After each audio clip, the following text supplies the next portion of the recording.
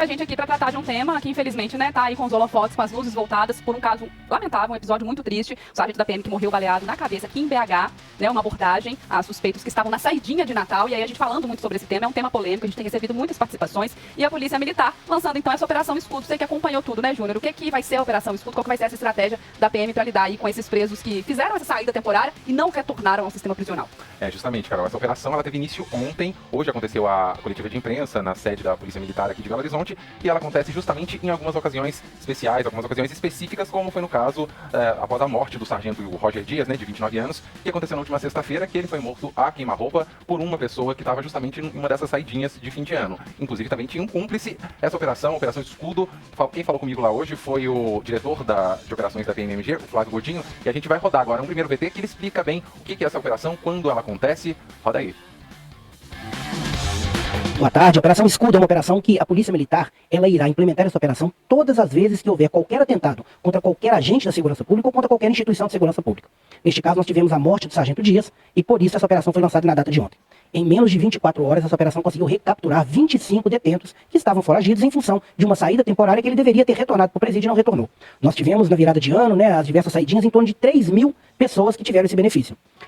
Dos 3.000, 118 pessoas não retornaram. Todo ano a Polícia Militar ela faz essa operação de recaptura dessas pessoas. E antes mesmo da morte do sargento, nós já tínhamos recapturado 45 pessoas. Após a morte do sargento, faltaram ainda 73. Então, com menos de 24 horas, recapturamos 25 e agora dos 73 faltam 48. Enquanto a Polícia Militar não recapturar esses 48, nós não iremos terminar essa operação. Então, aí reforçando mais uma vez esses números da saidinha de Natal, olha só, foram mais de 3.000 presos liberados para esse induto de fim de ano de Natal, 118 não voltaram desses mais de 3.000, 45 foram recapturados aí antes da operação Escudo, 73 sobraram, desses 73, 25 também já foram recapturados, então estão 48 foragidos. Mas desses 48 foragidos, gente, 5 deles são presos de alta periculosidade, que assustam ainda mais a população, mais a PM, tem uma atenção redobrada aí, e eu questionei justamente o Flávio Godinho a respeito disso. Por que esses presos que são considerados de alta periculosidade têm esse induto de Natal, sendo que muitas vezes, por exemplo, a pena máxima no Brasil é de 30 anos, eles já estão na pena máxima, então se eles saem e não querem voltar, mesmo que eles forem recapturados, isso não vai passar. E o Flávio falou um pouquinho a respeito disso pra gente também. Na verdade, dos 48, né, nós temos diversos crimes. Entre homicídio, tráfico de droga, porte de arma. Dos 48, nós temos 5 que são pessoas que têm uma periculosidade maior. Por quê? São criminosos faccionados, são criminosos que participaram de explosão de caixa eletrônico, porte de arma ilegal, tráfico, inclusive tráfico internacional de drogas. Então, para esses 5, a Polícia Militar ela tem uma estratégia utilizando as nossas forças especiais. São Rotans, Tático Móvel, né, o Batalhão de Choque, o BOP, o Batalhão de Operações Especiais, através de um trabalho de inteligência, e vale relembrar aqui o apoio que nós tivemos de todos os órgãos de segurança, tanto do Tribunal de Justiça, do Ministério Público, da Polícia Civil, do Sistema Penal, da Polícia Rodoviária Federal. Todos os órgãos se uniram para apoiar a Polícia Militar para a gente recapturar esses 48 que ainda faltam ser recapturados. Essa saidinha temporária, ela acontece numa determinação que existe numa legislação, que permite que essas pessoas possam ter um período, né, de 7 dias aí para ressocializar junto à sociedade, ou para exercer alguma atividade, algum trabalho, né? E assim elas têm que retornar após o período estipulado. Quando eles descumprem essa ordem, essa determinação que existe, eles se tornam foragidos, porque eles deveriam retornar para o sistema penal e não retornaram. Então eles descumprem uma normativa. E por isso a Polícia Militar, através desses foragidos que o sistema penal indica para a Polícia Militar, é feito um trabalho junto com o Tribunal de Justiça para que a gente possa, de forma legal, recapturar essas pessoas, apresentar à delegacia de polícia, para que essas pessoas sejam reconduzidas ao sistema penal, ao sistema prisional. Então a gente entende bem aí que esse indulto de Natal, essas saidinhas, elas fazem parte da legislação. A Polícia Militar não tem poder nenhum a respeito disso. Mas como cidadão, como pessoa aí que, né, de bem, que nós somos, por exemplo, é muito difícil a gente entender esse tipo de situação, né? A gente vê a Polícia Militar fazendo um retrabalho, né? Que eles já pegaram esses caras uma vez. Aí vão lá e soltam. Porque não é a polícia que solta, é uma lei. É uma lei, tem que cumprir a lei. E agora eles têm que voltar lá e fazer um retrabalho, né, Júnior? Exatamente. E daí uma outra questão, outro problema grave que acontece aí, é que muitas pessoas familiares mesmo, amigos, acabam também escondendo essas pessoas, acabam dando guarita para essas pessoas. E, inclusive, isso também é crime. A pessoa pode ser presa, pode aí ter que pagar uma multa por conta disso. E o Godinho falou um pouco a respeito disso também, e que a população é fundamental para ajudar a resolver esse tipo de problema. Não só a população, como os próprios parentes, como os próprios advogados dessas pessoas, né, podem apresentar essas pessoas em qualquer local, qualquer delegacia de polícia, qualquer batalhão da Polícia Militar, para que a gente possa exercer o direito dessa pessoa de conduzir ela para a delegacia e para que ela possa ser presa. A população ela é importantíssima quando ela tem conhecimento que alguma pessoa está desviada, escondida e que ela tem algum débito com a justiça. Ela pode discar através do 181 ou do 190, a sua identidade será preservada, isso vai auxiliar para que as nossas tropas vão até aquele local e busquem aquela pessoa.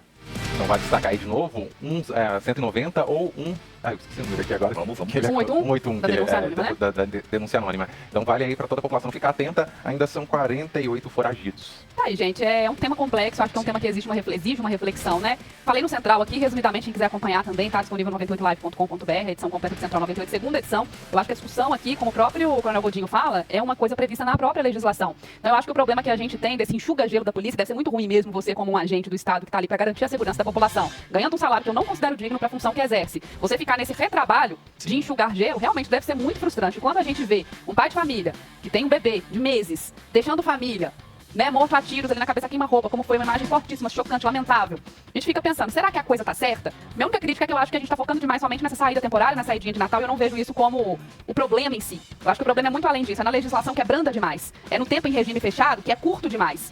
Porque no Brasil a gente não tem nem pena de morte, a gente também não tem prisão perpétua, que significa que cedo ou tarde esse criminoso, ele vai voltar a conviver com a gente. Ou como uma pessoa em progressão de pena, e a gente fala em regime semiaberto, a gente fala em regime aberto, a gente fala em saídas temporárias, ou então como uma pessoa livre que cumpriu a pena que tinha a cumprir.